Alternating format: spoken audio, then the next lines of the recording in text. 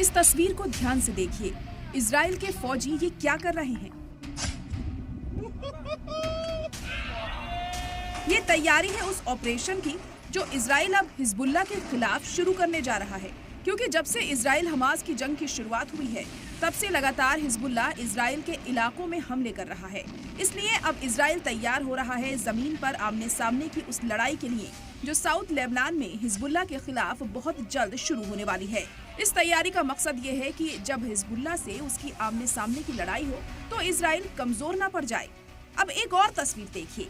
इस इजरायली फौजी के हाथ में तीर कमान है, लेकिन अब इस तीर को ध्यान से देखिए। आपको काले रंग का धुआं उठता हुआ दिख रहा होगा। इजरायली फौज ने केमिकल से लैस ये तीर हिजबुल्लाह के खिलाफ इस्तेमाल करने की कसम खाई है। लेकिन अगर इजराइल इस गलतफहमी में है कि हिजबुल्लाह को खामोश करा देगा, तो ये उसकी गलतफहमी साबित होगी। अगली दो तस्वीरें ये साबित करेंगी। देखिए कैसे। इजराइल की एक मिलिट्री जीप जंगलों के बीच आगे बढ़ रही है, लेकिन उसे अंदाजा नहीं है कि वो निशाने पर है। दूर जंगलों में इस आर्मी व्हीकल पर हिजबुल्लाह का एक जंगजू उसे टारगेट करके बैठा है। और देखिए इस जीप का क्या होता है। पलक झपकते ही गायब। एक बार फिर देखिए क्या हुआ। इजराइल हमास जंग के बीच अब हिजबुल्लाह ने इजराइल की नींद उड़ा दी है। उसने इजराइल के कई फौजी ठिकानों पर ताबड़तोड़ हमले किए, जिससे अब मिडिल ईस्ट में बड़ी जंग का खदशा जाहिर किया जा रहा है।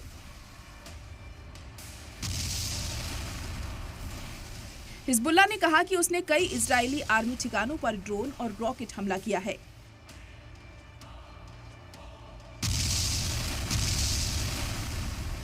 अपने सीनियर कमांडर तालेब अब्दुल्ला की मौत से गुस्से में हिजबुल्लाह ने इजराइल को हमलों से दहला दिया। हिजबुल्लाह ने गोलान हाइट समेत 15 इजरायली ठिकानों को निशाना बनाया है। इसके लिए 150 रॉकेट और 30 धमाका खेज ड्रोन का इस्तेमाल किया गया। हमले में कम से कम 2 इजरायली लोग जख्मी हो गए। दावा किया गया है कि 15 अगजनी के वाक़ये हुए। हिजबुल्लाह के रॉकेट और ड्रोन ने इजरायली आर्मी के 9 ठिकानों को निशाना बनाया है।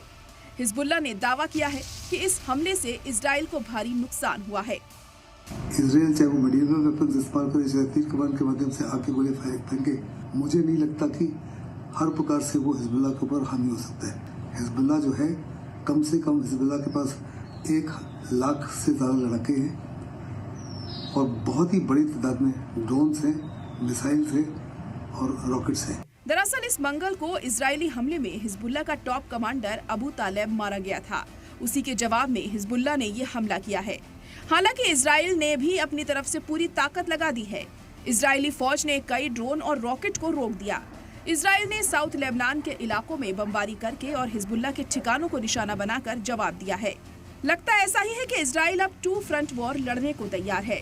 इजराइल ने लेबनान के हिजबुल्लाह पर हमला किया, जिसके जवाब में हिजबुल्लाह ने जंग शुरू करने के बाद का सबसे बड़ा हमला किया है। हिजबुल्लाह के रॉकेट हमले में इजराइल के कई इलाकों को आग लग गई।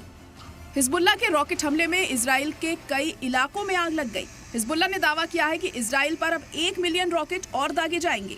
हिजबुल्लाह जो है बहुत बड़े पैमाने पर पूरे लेबनान में फैला हुआ है, अनेकों जगह फैला हुआ है, कई बिल्टअप एरिया में फैला हुआ है और मुझे नहीं लगता कि इजराइल प्रेजेंट उस कंडीशन में है जिसके माध्यम से वो हर प्रकार से हिजबुल्लाह को खत्म कर सके। वहीं इजराइल की तैयारी हिजबुल्लाह में नसरुल्लाह के जानशी कहे जाने वाले नईम कासिम और हाशिम साफी अल दिन को टारगेट करने की है, क्योंकि इजराइल इन्हीं दोनों को रास्ते से हटाना चाहता है ताकि नसरुल्लाह के बाद हिजबुल्लाह की लीडरशिप खत्म हो जाए। लेकिन सवाल यह है कि इजराइल 2 फ्रंट पर क्या पूरी मजबूती के साथ लड़ पाएगा? क्या हिजबुल्लाह के खिलाफ नया फ्रंट खोलकर इजराइल कहीं फंस तो नहीं गया है? ब्यूरो रिपोर्ट, सलाम टीवी।